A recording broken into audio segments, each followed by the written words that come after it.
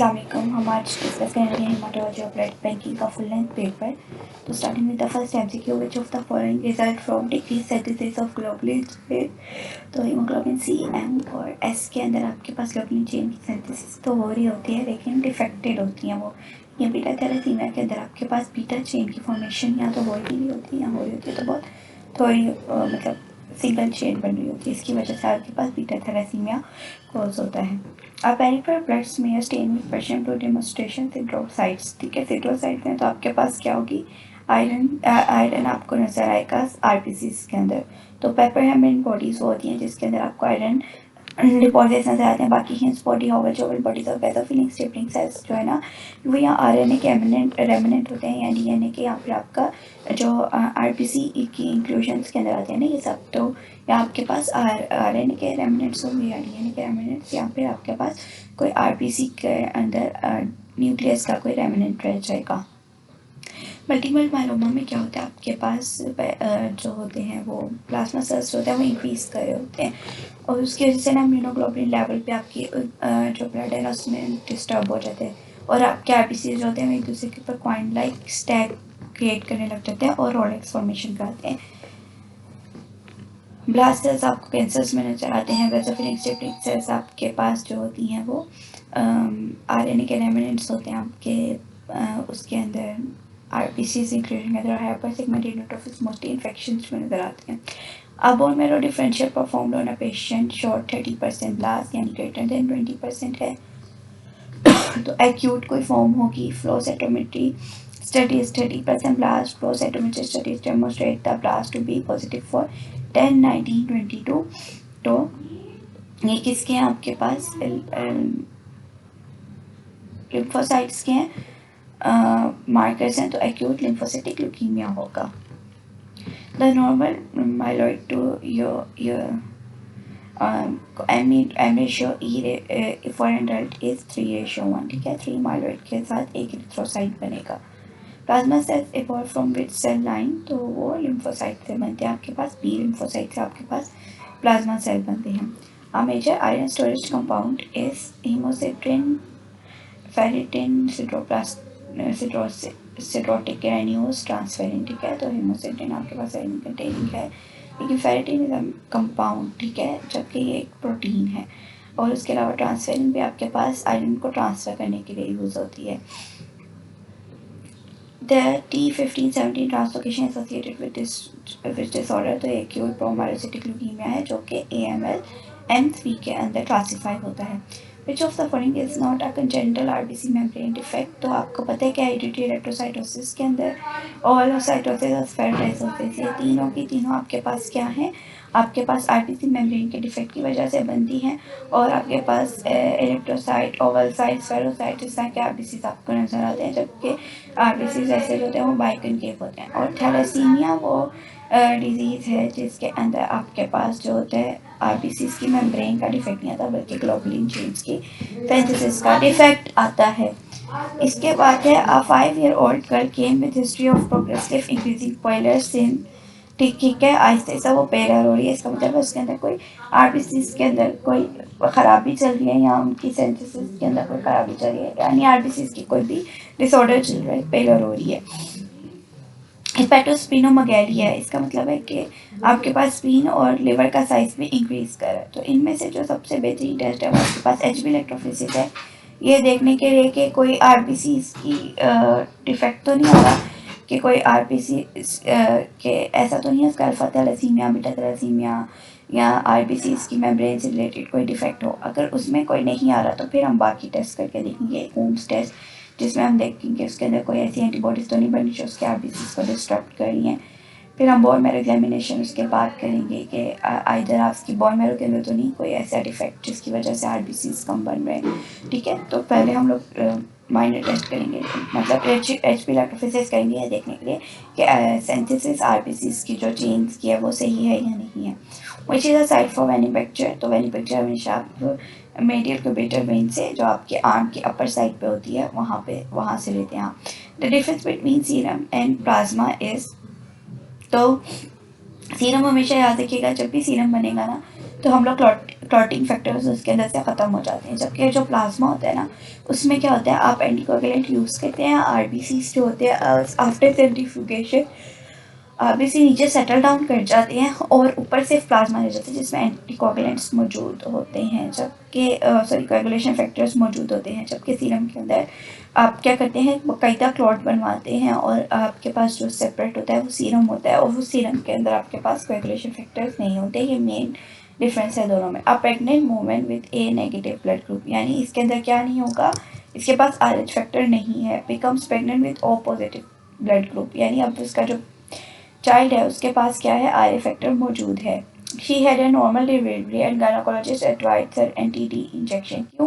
क्योंकि first delivery के अंदर टाइटर इतना राइज नहीं होता जो कि डिस्ट्रक्शन कर सके, बट सेकेंड प्रेगनेंसी के अंदर टाइटर राइज हो सकता है। अब NTD के इंजेक्शन हर सूरत किस सूरत में लगेंगे, सिर्फ उस सूरत के अंदर लगेंगे अगर मदर के अंदर फीटस का ब्लड आया है और फीटस के ब्लड के अंदर जो पॉजिटिव RH फैक्टर था उसके खिलाफ मदर ने क्या बनाई, एंटीबॉडीज बनाई, देन उसको NTD के इंजेक्शन लगेंगे। अब ये जानने के लिए कि मदर के ब्लड के अंदर जो है वो फीटल का ब्लड गया है या नहीं गया, उसके लिए हम यूज़ करते हैं कॉलियर टेस्ट। ठीक है, कॉलियर टेस्ट के अंदर हम लोग इस चीज़ को चेक करवाते हैं कि आइदर जो पेशेंट है जो मदर है उसके अंदर उसके इंडिविजुअल का यानी उसके ऑफस्प्रिंग का ब्लड सर्कुलेट किया है। अगर उसका ब्लड सर्कुलेट किया है तो उसके अंदर NTD प्रोड्यूस होगी, और नेक्स्ट टाइम जब कोई पॉजिटिव बच्चा होगा तो वो NTD उसके ब्लड के साथ अटैक करेगी और उसके अंदर आपके पास हिमोलिसिस कॉज करेगी। उसके बाद जो हैम टेस्ट है ये हमारे पास नॉक्चुलर हीमोग्लोबिन, ठीक है, प्रॉक्सिमल के लिए यूज़ होता है, प्रॉक्सिमल नॉक्चुलर हीमोग्लोबिनूरिया के लिए यूज़ होता है। उसके अंदर रेड सेल जो होते हैं वो बिफोर उनके जो लाइफ स्पैन होता है 120 डे, उसको कंप्लीट करने से पहले ही उनकी क्या हो रही होती है, डिस्ट्रक्शन हो रही होती है। ठीक है, और उस डिस्ट्रक्शन को डेमोस्ट्रेट करने के लिए हम लोग ये वाला टेस्ट यूज़ करते हैं। उसके बाद है जी आपके पास आइसोप्रोपेनॉल प्रेसिपिटेशन टेस्ट, और ये हम लोग जो है ना ये टेस्ट जो होता है ना वो अनस्टेबल हीमोग्लोबिन की डेमोन्स्ट्रेशन के लिए यूज़ होता है कि ब्लड के अंदर कोई अनस्टेबल हीमोग्लोबिन मौजूद हो तो उसकी डिटेक्शन के लिए, जैसे आपके पास हीमोग्लोबिन S मौजूद है, ठीक है, उसके लिए टेस्ट यूज़ होता है।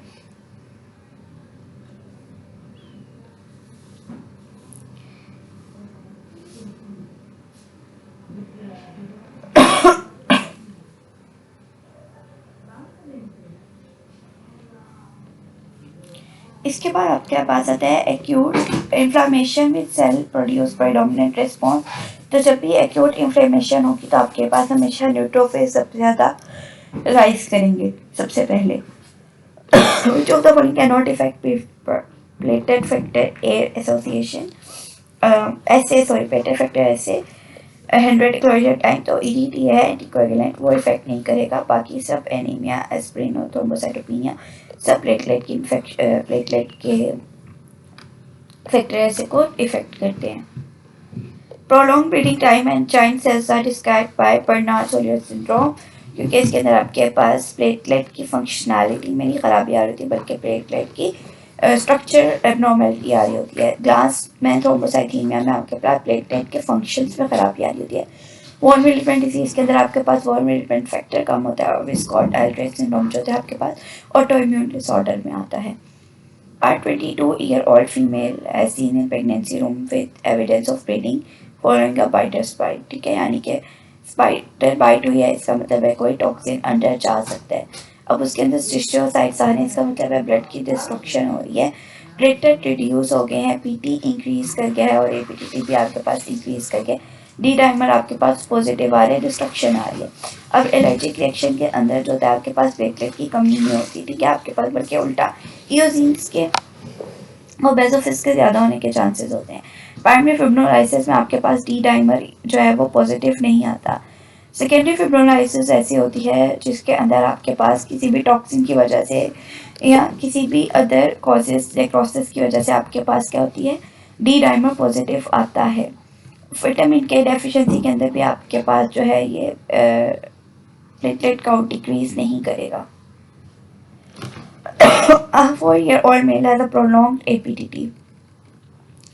Mixing with normal plasma 1:1 ratio and APTT of 50 seconds. Yield an APTT of 50 seconds. Which of the most likely diagnosis? तो इसका मतलब है कि या तो SLE क्या है? SLE के अंदर आपके पास सिस्टेमिक, ये आपके पास ऑटोइम्यून डिसऑर्डर है, ठीक है। हीमोफीलिया ए और हीमोफीलिया बी के अंदर आपके पास जो होते हैं ये आरबीसीज, इनके अंदर इफेक्ट आ रहा होता है, ठीक है।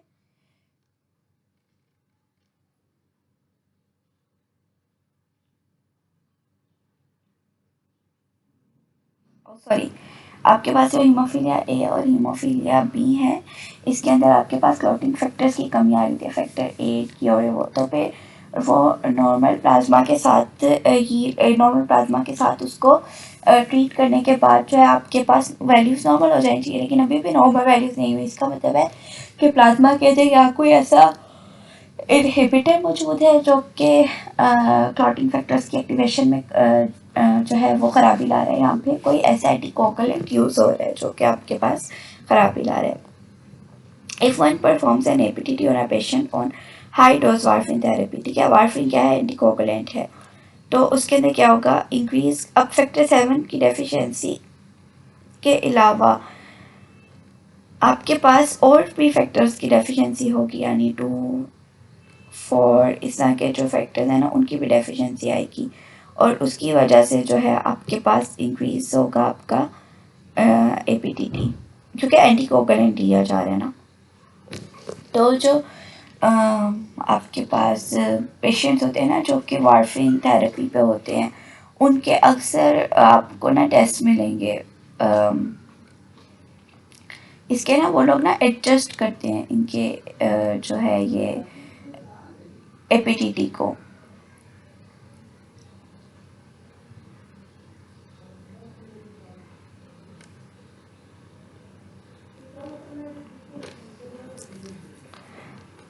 उसके बाद है which of the following associated with false increase in HB as well as MCV और आरबीसी काउंट। तो आपके पास हिस्टियोसाइट के अंदर आरबीसी काउंट पे ज़्यादा इफेक्ट नहीं आएगा, बट आपका जो एचबी लेवल है उसके ऊपर भी थोड़ी बहुत ख़राबी आएगी। लेकिन जो आपके पास मार्क ल्यूकोसाइटोसिस है ना, उसके अंदर क्या होता है? डब्ल्यूबीसी काउंट इंक्रीज कर जाते हैं, मास कर जाते हैं, ठीक है, और उसकी वजह से आपके पास क्या होता है? वो आरबीसी काउंट के अंदर इफेक्ट आता है, और आपके पास इसकी वजह से आपके पास आरबीसी काउंट का इंक्रीज आ रहा होता है, और आरबीसी काउंट की वजह से एचबी और एज वेल एज एमसीवी के अंदर भी फॉल्स इंक्रीज आ रहा होता है, ठीक है, मार्क ल्यूकोसाइटोसिस की वजह से, इंक्रीज ल्यूकोसाइट्स की वजह से। What is average life span of platelet? तो वो आपके पास 10 डेज होता है। Platelet are store at room temperature 22 to 24 degree Celsius पे स्टोर करके आप 5 डेज के अंदर प्लेटलेट को यूज़ कर सकते हैं। ड्यूरिंग एक्यूट इन्फ्लामेशन विच सेल प्रोड्यूस परमानेंट रिस्पॉन्स, तो न्यूट्रोफिल्स होते हैं जो फर्स्ट आते हैं। ईटीटी जो होता है वो सेलुलर मॉर्फोलॉजी को प्रिजर्व करता है, प्लेटलेट की क्लम्पिंग नहीं करवाता है, और चिलेट्स करता है कैल्शियम को। असल में चिलेट कैल्शियम को ही करता है, जिसकी वजह से प्लेटलेट की क्लम्पिंग नहीं होती, और आयरन की चिलेटिंग नहीं करता। What account for frequent smudge cells in CLL? तो आपके पास जो CLL है, एक्यूट लिम्फोसिटिक ल्यूकीमिया, उसमें आपके पास फ्रेजाइल सेल्स होते हैं, तो उसकी वजह से आपके पास आर्टिफैक्ट आता है, जिसकी वजह से आप जब सेल्स बनाते हैं तो आपके पास स्मच सेल्स स्लाइड में आते हैं, तो उसमें आपको स्मच सेल्स नजर आते हैं। विच is a desired concentration of ETT है, तो वो हमेशा आपने 1.8 मिलीग्राम पर ml के हिसाब से ETT है। एंटीकोगुलेंट होता है, और अक्सर वॉइस के अंदर ETT की तो 1.8 मिलीग्राम पर मिलीलीटर उन्होंने कंसनट्रेशन सही डाली होती है, बट हम उसके हिसाब से ब्लड से ही नहीं लेते। ब्लड से ही नहीं लेने की वजह से क्या होता है, फिर आपकी डिफरेंट वैल्यूज़ के ऊपर इफेक्ट आता है। विच ऑफ द साइटोकेमिकल्स ने parallel to each other activity? तो आपके पास माइलोपेरोक्सीडेज भी ग्रैन्युलोसाइट्स के ग्रैन्यूल्स चेंज करने के लिए यूज होता है, सोडान टैग पी भी आपके पास जो है लिम्फोसाइट्स के ग्रैन्यूल्स चेंज करने के लिए यूज होता है। तो इन दोनों की एक्टिविटी एक दूसरे के लिए पैरेलल है। JAK2 की म्यूटेशन हमेशा पॉलीसाइथीमिया वगैरह में नजर आती है। बिकॉज ब्लीडिंग जो होती है पेटिकिया, ये सारे आप देखिए, ये सारे जो है ना एसोसिएट करें हैं किसके साथ? आपके पास कनेक्टिव टिश्यू डिसऑर्डर में भी, थ्रोम्बोसाइटिक परपोरा में भी और स्टोरेज पोल डिजीजेज, इन तीनों के अंदर आपके पास ये इफेक्ट दिखा, लेकिन हीमोफीलिया के अंदर नहीं आएगा। म्यूकोसा ब्लीडिंग हमेशा तब होती है जब आपके पास जो है ना या तो डिसऑर्डर कनेक्टिव टिश्यूज़ का कोई डिसऑर्डर है, ठीक है, यहाँ पे आपके पास प्लेटलेट्स जो हैं वो काम तो कर रहे हैं बट वो सही तरीके से आपको कोएगुलेट नहीं कर पा रहे, उनका फंक्शन नहीं सही हो रहा, और आपकी जो ब्लड की एक आपकी जो ये आपकी मेम्ब्रेन्स हैं, इनके अंदर जो एक क्लॉटिंग है वो ख़त्म हो रही है।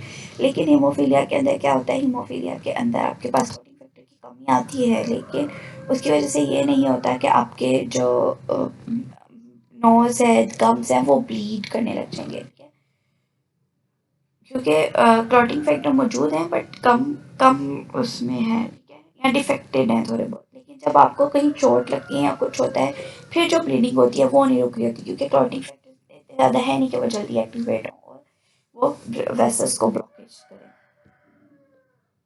Haemophilia occur in which condition, तो ट्यूबरक्लोसिस के अंदर हीमोफीलिया नहीं होगा, does not occur in which condition, तो ट्यूबरक्लोसिस के अंदर नहीं होगा। इसकी वजह ये है कि ट्यूबरक्लोसिस जो है वो बैक्टीरियल इन्फेक्शन है, बैक्टीरियल इन्फेक्शन में हमेशा आपके पास ज़्यादा न्यूट्रोफिल्स इंक्रीज करते हैं, ठीक है। Which of the following is true about anti-D, तो एंटी-डी आपके पास IgG आइसोटोप है, ठीक है, उसके अलावा जो है ये फिसिन क्या है, फिसिन आपके पास जो है ना एक कंपाउंड है जो कि हम लोग मोस्टली यूज़ करते हैं ब्लड ग्रुपिंग वगैरह करने के लिए। Anti haemoglobin is prepared by, तो एंटी हीमोग्लोबिन में हम लोग क्या करते हैं, हम ह्यूमन ग्लोबिन लेके ना, मतलब ह्यूमन का सीरम लेके इंजेक्ट करते हैं इनटू रैबिट या गॉट के अंदर, और फिर उनके अंदर जो है ना उसके खिलाफ एंटीबॉडीज जनरेट होती हैं, फिर हम उन एंटीबॉडीज़ को जनरेट लेके उनका जो है वो AH यानी एंटी हीमोग्लोबिन सीरम पर प्रिपेयर कर लेते हैं, रिएजेंट प्रिपेयर कर लेते हैं, और फिर वो क्योंकि वो एंटी हीमोग्लोबिन है ना, मतलब हमारी सेल्स के खिलाफ ना हो, तो फिर जब हम लोग टेस्टिंग के दौरान उसको यूज़ करते हैं तो वो जो जिसके साथ कंपैटिबल होता है, फॉर एग्जांपल अगर आपके पास A है, एंटी A है, तो आप जब अपना सॉरी अगर आपके अंदर वो है कोई ऐसी एंटीबॉडीज जनरेट हो रही हैं, तो वो क्या करेंगी, वो एंटी ह्यूमन ग्लोबुलिन आपके उन RBCs के साथ जाके अटैच होगा और उनको कोएगुलेट कर देगा। आप पॉजिटिव डेल्टा इन, ठीक है, AIHA में भी नज़र आता है, हेमोलिटिक एनीमिया में भी नज़र आएगा, और HDN में भी, ठीक है, डायरेक्ट एंटी हीमोग्लोबिन टेस्ट जो है हमारे पास। लेकिन पेशेंट विद NTK उनके अंदर ये नहीं आएगा, क्योंकि उसके अंदर RBCs की आपके पास डिस्ट्रक्शन नहीं हो रही होती। The major cross match consist of mixture of, तो मेजर क्रॉस मैच में हमेशा याद रखिएगा, क्योंकि पेशेंट के अंदर पेशेंट के सीरम में एंटीबॉडीज़ मौजूद है जिन्होंने RBCs के साथ रिएक्ट करना है, तो पेशेंट के सीरम हमेशा ज़्यादा, ज़ाहिर सी बात है, आपने जब बाहर से RBCs इन्फ्यूज़ किए तो वो तो कम क्वांटिटी में थे कि पेशेंट का सीरम ज़्यादा क्वांटिटी में, तो पेशेंट का सीरम जो है वो रिएक्ट कर जाएगा डोनर्स के RBCs के साथ, अगर आपके पास जो है उसके अंदर कोई ऐसी एंटीबॉडीज़ मौजूद है, फॉर एग्जांपल B सेल आपने दी है और पेशेंट के सीरम के अंदर anti-B था, तो वो आपस में रिएक्ट कर सकते हैं, ठीक है। तो क्रॉस मैच के लिए हमेशा मेजर क्रॉस मैच में आप हमेशा पेशेंट का सीरम लेते हैं और RBCs के डोनर के RBCs लेते हैं। प्रोफिशिएंसी टेस्टिंग ये होती है कि आप जो है ना अपने रेंडमली आप अपने जो डिफरेंट टेस्ट जो आप परफॉर्म करें वो डिफरेंट लैब्स के अंदर सेंड करते हैं, और अगर आपके उनके टेस्ट मैच कर रहे होते हैं तो इसका मतलब है कि आपके जो लैब की क्वालिटी है वो बेहतर है, बेहतरीन है। तो फिर इसको हम लोग कहते हैं performance of lab at all stages, यानी analytical, pre analytical, post analytical सब एरर्स जो है वो आपके कम है, और आपकी जो लैब है वो एक स्टैंडर्डाइज्ड लैब है। NTD जो है ना वो सबसे ज़्यादा जो है एंटीजन जो T है ये सबसे ज़्यादा इम्यूनोजेनिक है, इम्यून रिस्पॉन्स जनरेट करती है। इसके बाद आपके पास जो C एंटीजन है, स्मॉल c, ये आपके पास आती है। मिस्टर A के पास है AA और मिसेस X के पास है AA और मिस्टर X के पास है BO। अगर हम इसका बनाएं AA और BO का, तो हमारे पास क्या कॉम्बिनेशन बन सकते हैं, AB, ठीक है, देन AO, ठीक है, ABAO है हमारे पास, देन दोबारा AB और AO, ये कॉम्बिनेशन बनेंगे ना, तो तो हमारे पास कौन कौन से कॉम्बिनेशन बन सकते हैं, एक ए बी, क्योंकि आपको पता है एक फीमेल से आना होता है एक मेल से, तो हमारे पास यहाँ ए बी कॉम्बिनेशन बनेगा, यहाँ हमारे पास ए ओ कॉम्बिनेशन बनेगा।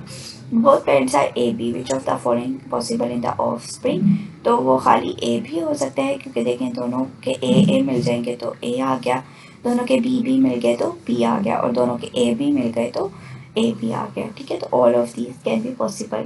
बॉम्बे ब्लड के अंदर क्या होता है, आपके पास एंटी ए होता है, एंटी बी होता है और एंटी एच भी होता है। रूटीनली में ये ग्रुप ओ जो है वो डायग्नोस हो जाता है, क्योंकि आपको पता है एंटी ए भी एंटी बी पे है, तो ऊपर तो कोई एंटीजन मौजूद नहीं है, तो वो गलती से ओ जो होता है आपके पास ग्रुप हो जाता है, ठीक है, रूटीन टाइपिंग के अंदर, और इसके अंदर लैग होते हैं एंटीजन ए बी और एच बी, तो all of these are possible. The minimum acceptable H B for male donor is, तो ये आपके पास 13.5 है, आप लोगों के बुक्स के अंदर ये 12.5 और 13.5, इन दोनों के अंदर आप लोगों को कन्फ्यूजन रही है, तो 13.5 ग्रेटर देन 13 होनी चाहिए, ठीक है, तो 13.5 is a minimal acceptable H B for male donor. Select the cold antibody from which of the following, तो आपके पास एंटी आई जो होती है माइनर एंटीजेंस के अंदर, वो माइनर एंटीजेंस की जो आपके पास कॉरेस्पॉन्डिंग एंटीबॉडीज़ होती हैं, उनमें से एंटी आई जो है ये कोल्ड एंटीबॉडीज़ के अंदर आती है। To prevent febrile transfusion reaction, जो कि आपको पता है कि WBCs के अंदर कॉम्प्लीमेंट्स की वजह से होते हैं, माइक्रोफिल्टर्स यूज़ करते हैं, वो WBCs को जो है वो फिल्टर आउट कर देते हैं और आपके पास रिएक्शन कॉज नहीं होता। और donor recently tested positive for hepatitis B, और जो है परमानेंटली क्या हो जाता है, डेफरल हो जाता है हेपेटाइटिस बी।